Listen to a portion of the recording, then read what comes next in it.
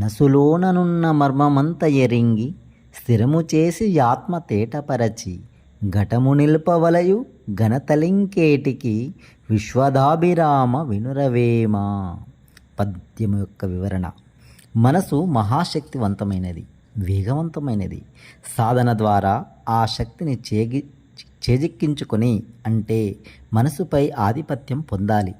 అప్పుడే అజ్ఞానంతో కప్పబడిన ఆత్మజ్ఞాన కాంతులు విరాజిల్లి ఎలాంటి ఒడిదుడుకులు, అలజడులు, కష్ట నష్టాలు సంభవించిన జీవితమనే సమరములో ఎదురొడ్డి ఆత్మస్థైర్యంతో ఆనందంగా సాగిపోతాం.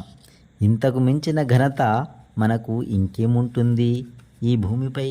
మనమంతా అలాంటి ఆనందకరమైన జీవితాన్ని జీవించాలంటే ధ్యాన సాధన ఇప్పుడే మొదలు పెట్టాలి. Thank you.